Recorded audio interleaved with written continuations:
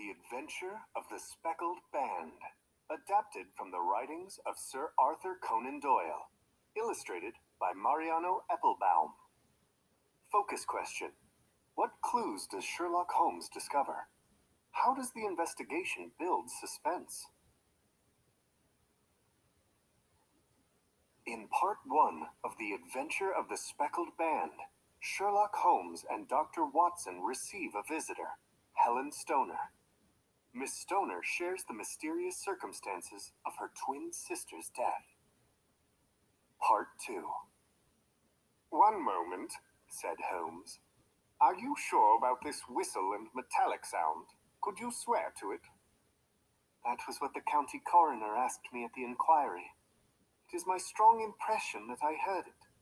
And yet, among the crash of the gale and the creaking of an old house, I may possibly have been deceived." "Was your sister dressed?" "No, she was in her nightdress. In her right hand was found the charred stump of a match, and in her left, a matchbox." "Showing that she had struck a light and looked about her when the alarm took place. That is important. And what conclusions did the coroner come to?"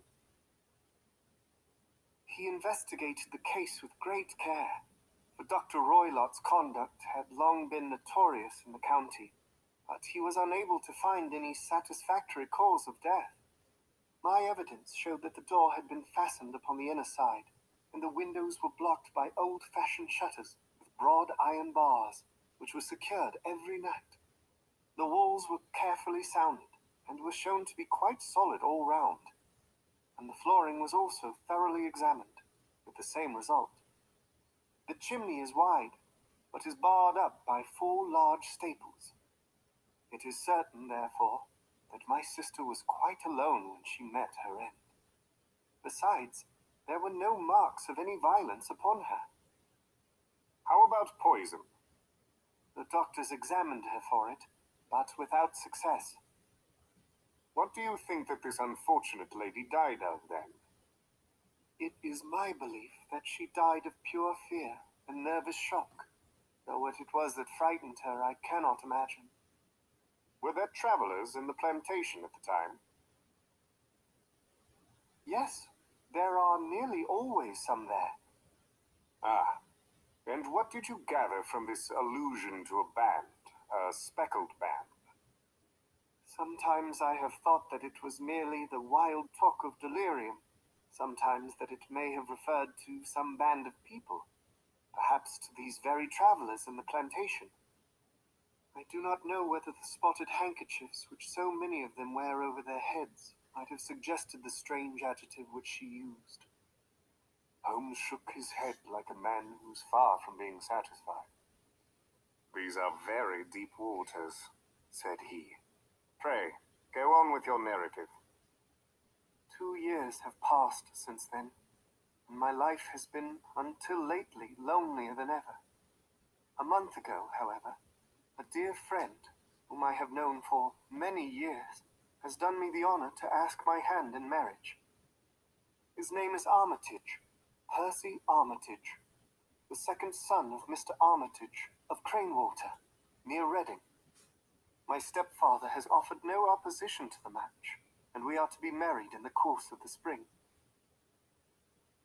2 days ago, some repairs were started in the west wing of the building, and my bedroom wall has been pierced, so that I have had to move into the chamber in which my sister died, and to sleep in the very bed in which she slept.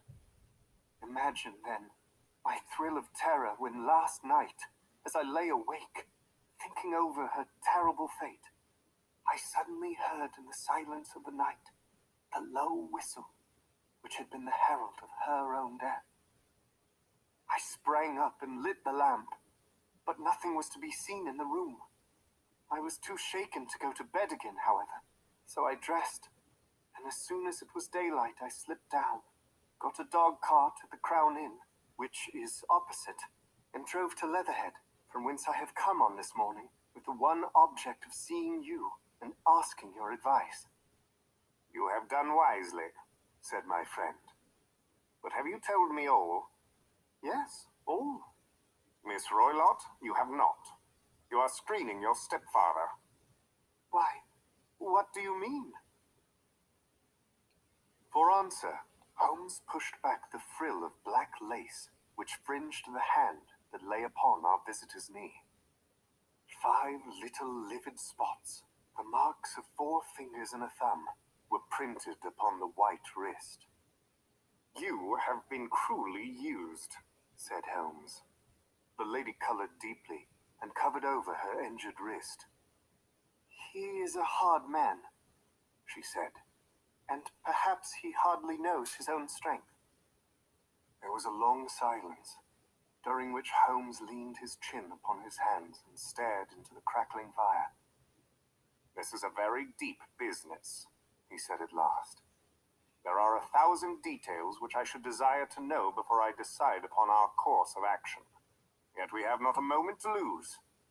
If we were to come to Stoke Moran today, would it be possible for us to see over these rooms without the knowledge of your stepfather? As it happens, he spoke of coming into town today upon some most important business. It is probable that he will be away all day, and that there would be nothing to disturb you. We have a housekeeper now, but she is old and foolish, and I could easily get her out of the way. Excellent. You are not adverse to this trip, Watson? By no means. Then we shall both come. What are you going to do yourself? I have 1 or 2 things which I would wish to do now that I am in town, but I shall return by the 12 o'clock train, so as to be there in time for your coming. And you may expect us early in the afternoon.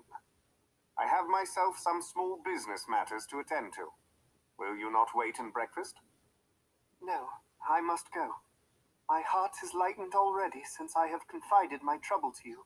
I shall look forward to seeing you again this afternoon. She dropped her thick black veil over her face and glided from the room.